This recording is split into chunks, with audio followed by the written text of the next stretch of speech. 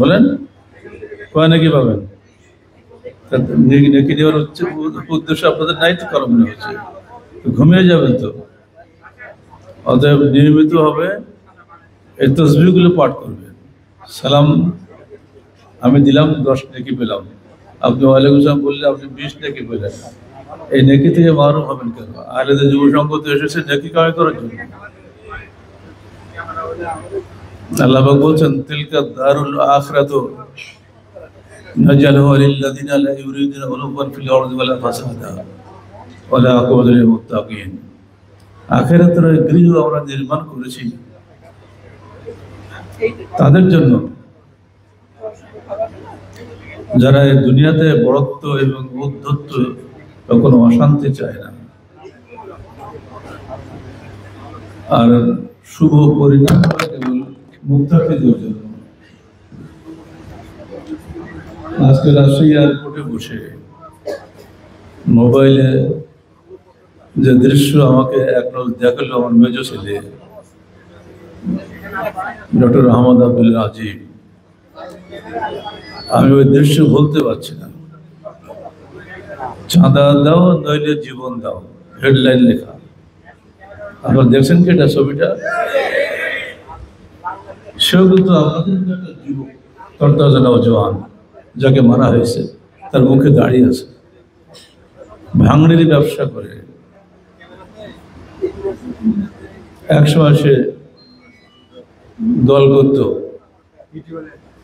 তৎকালীন সরকারি দল।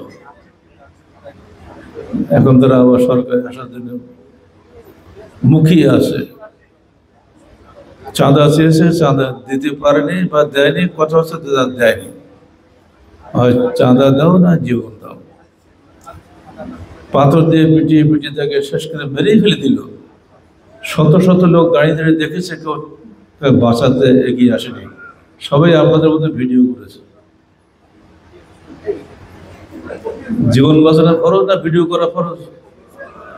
কিন্তু আপনারা যারা ভিডিওওয়ালারা, আমি আসলাম দেখলাম তো, আমি হেঁটে আসতেছি, আমাকে দেখাচ্ছে যে ভিডিও অন করার জন্য ব্যস্ত সবাই। এতে মহব্বতের কমতি টের পাইছি আমি আপনাদের কাছে। এই বদভ্যাসটা ছাড়েন। আর দ্বিতীয় কথা হবে আমার উপদেশ, যে কোনো কথা ফেসবুকে দেবেন না। ফেসবুক মানে একটা গীবতের আড্ডাখানা। কারো কিছু বলার দরকার হলে তার সঙ্গে সরাসরি বলবেন। ফেসবুকে দেওয়া মানে পিছনে গীবত করা। মানুষের অনেক কথা থাকে যেগুলো হয়তো বেফাস বলে ফেলে তার ইচ্ছার বিরুদ্ধে, ওই কথাটাই আপনি সঙ্গে সঙ্গে ফেসবুকে ছেড়ে দিলেন, সারা বিশ্বের লোক জেনে গেল, তিনি লজ্জিত হলেন।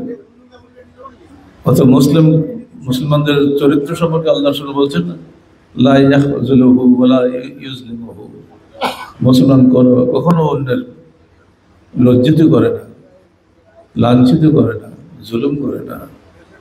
তো আখিরাতের গৃহ যদি আমরা পেতে চাই, তাহলে দুনিয়াতে আমাদের ঔদ্ধত্য বন্ধ করতে হবে এবং আমাদেরকে যাবতীয় ফাসাদ ও বিপর্যয় থেকে দূরে থাকতে হবে। অন্যান্য যুব সংগঠনের সঙ্গে আমাদের যুব সংগঠনের মৌলিক পার্থক্য তো আপনি বুঝতেই পারলেন। এরকম কোনো ঘটনা ধরে বেরিয়ে পিটিয়ে ফেলা, সেই লাঠি বৈজ্ঞার একটা সময় চলে গেছে না? বাথরুমের পাশে পা দিয়ে পিটিয়ে, লঠে দিয়ে পিটিয়ে বেরিয়ে ফেলেছিল। পিটিয়ে ফেলার পরও তার মৃত্যুদেহের উপরে নাচানাচি করেছিল, মনে হচ্ছে সেই ইতিহাস। ঠিক সেইটা কালকে হলো। এদেরও পতন অনিবার্য। হিংসা কখনোই শান্তি আনতে পারে না। আহলাদের যুব সংঘ ছেলেদেরকে আমি বলবো, শান্তিপ্রিয় হোক, অশান্তির ধারে কাছে যাবে না। পারলে প্রতিরোধ করো। শুধু বক্তৃতা দিয়ে আর ভিডিও তুলে জুলুমের দৃশ্য দেখানোর দরকার নেই, বরং জুলুম প্রতিরোধ করাটাই আমাদের কর্তব্য। দ্বিতীয় বিষয়টি হলো, আল্লাহ পাক বলছেন, দেখো, ওয়াত্তাকু ইয়াওমান তুরজাউনা ফীহি ইলাল্লাহ সুম্মা তুওয়াফফা কুল্লু নাফসিন বিমা কাসাবাত ওয়া হুম লা ইউযলামুন। সূরা বাকারা 187 আয়াত। এটা হলো কোরআনের সর্বশেষ আয়াত। কোরআন এরপরে আর নাজিল হয়নি। অতএব সর্বশেষ আয়াতটির গুরুত্ব সবচেয়ে বেশি মনে রাখতে হবে। তোমরা ভয় করো সেই দিনকে যেদিন তোমাদের সবাইকে সেখানে ফিরিয়ে নেওয়া হবে, অতঃপর তোমরা তোমাদের কর্মফল পুরোপুরি পাবে, কারো প্রতি কোনো জুলুম করা হবে না। এই একটি উপদেশই যথেষ্ট কোরআনের পক্ষ থেকে এসেছে, আমরা আপনাদের সামনে তুলে ধরলাম। যুব সংঘের ছেলেরা আমার খুব প্রিয়। যুব সংঘ যখন আমরা শুরু করেছিলাম, যেসব নির্যাতন আমার উপর দিয়ে হয়েছে সেগুলো বলাটাও ভয়ঙ্কর লাগে এখন আমার কাছে। তখন ছিলাম আমি একা। ঢাকা ইউনিভার্সিটির মহসিন হল তার বাস্তব সাক্ষী। কত চেয়ার ভেঙেছে, কত জানলা ভেঙেছে ঠিক নাই। আমাকে পেলে ওই দিন নিশ্চিন্ন করে দিত। সব কিছু মোকাবিলা করতে হয়েছে একাকে, তখন সংগঠন ছিল না। সেই দুঃসাহসিক অবিচলতার সাক্ষী হচ্ছে আজকের এই যুব সংঘ। আপনাদেরকে শুধু বক্তৃতায় নয়, কাজে এগিয়ে যেতে হবে। আপনাদের কর্মতৎপরতাই মানুষের মুখ দিয়ে বের করে দেবে যে আহলাদের যুব সংঘ বাংলাদেশের একটি শান্তির প্রিয় যুব সংগঠন। সাংবাদিকরা তখন আপনাদের নিয়ে লেখালেখি করবে। এখন কিন্তু আপনারা সাংবাদিকদের ধরাছোঁয়ার বাইরে আছেন, কারণ সাংবাদিকরা লেখে যারা অশান্তি সৃষ্টি করে তাদেরগুলোই লেখে বেশি করে। শান্তিপ্রিয় সংগঠনের দিকে সাংবাদিকদের খেয়াল থাকে না। আহলাদের যুব সংঘের বক্তৃতা আমি যে কজন শুনলাম এই পর্যন্ত, অত্যন্ত জোরালো বক্তৃতা সব। আলহামদুলিল্লাহ, এটা ভালো। বক্তৃতা জোরালো হওয়াটাই ভালো। যুব সংঘের বক্তৃতা তো জোরালো হওয়াটাই উচিত, কিন্তু জোরালো হতে গিয়ে যেন ভেতরটা হারিয়ে না যায়, তাকওয়া যেন হারিয়ে না যায়। বাস্তব জীবনে, কর্মজীবনে আপনার তাকওয়াকে প্রতিফলিত করতে হবে, এটা যেন আমাদের লক্ষ্য থাকে। আমি আবারও আসবে বিকেলে, দেখা হবে ইনশাআল্লাহ। আহলাদিস আন্দোলন বাংলাদেশ যুব সংঘের তেজ এবং উদ্দীপনা নিয়েই এগিয়ে যাবে।